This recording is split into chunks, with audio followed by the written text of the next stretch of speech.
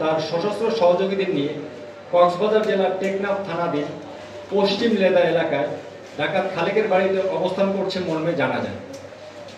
এরই প্রেক্ষিতে গতকাল বিকেলে র্যাব 15 এর একটি চৌকস আভিযানিক দল বর্ণিত স্থানে অভিযান পরিচালনা করে।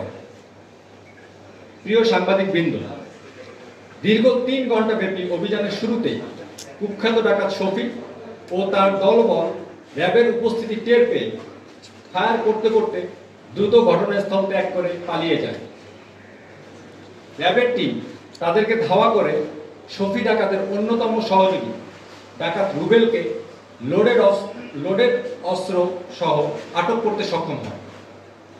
পরবর্তীতে উপস্থিত সাক্ষীদের সম্মুখে ডাকাত রুবেল কর্তৃক দেখানো এলাকায় এবং তার সহযোগীদের ফেলে যাওয়া একটি শটগান, 3টি লোকাল গান, 12 রাউন্ড তাজা অ্যামুনিশন, 42 রাউন্ড শটগান ও এলজির ফায়ারকৃত কার্তুজ ও 2টি স্মার্টফোন উদ্ধার করতে আমরা সক্ষম হই।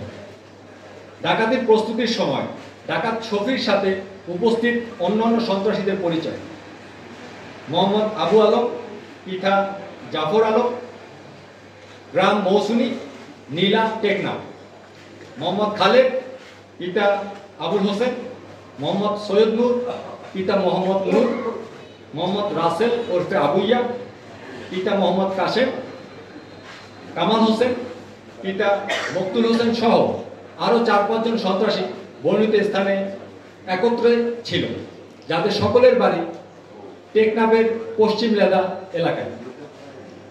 উপস্থিত সুধী গোয়েন্দা বর্ণিত ডাকাতরা একত্রিত হয়ে অস্ত্র গোলাবারুদ সহ ডাকাতি ও সন্ত্রাসী কর্মকাণ্ড পরিচালনা করার প্রস্তুতি নিচ্ছিল। তাছাড়া ডাকাত আব্দুল খালেক শফি ডাকাতের প্রত্যক্ষ সহযোগিতায় বর্তমানে একটি নতুন ডাকাত দল গঠন করত টেকনাফের গহীন এলাকা ও সমতল ভূমিতে ডাকাতি, মুক্তিপণ আদায়, অপহরণ ও চাঁদাবাজি সহ নানা ধরনের অপরাধ কার্যক্রম পরিচালনা করে আসছে। অপহরণের 5টি মামলা, অস্ত্র মামলা 4টি, ডাকাতির প্রস্তুতির মামলা 2টি, মারামারি মামলা 3টি, হত্যা মামলা 2টি সহ সর্বমোট 17টি মামলা প্রক্রিয়াধীন রয়েছে। গ্রেপ্তারকৃত আসামির পরিচয়: মোহাম্মদ রুবেল, পিতা মোহাম্মদ আব্দুল গফুর, গ্রাম পশ্চিম লেদা, টেকনাফ, কক্সবাজার।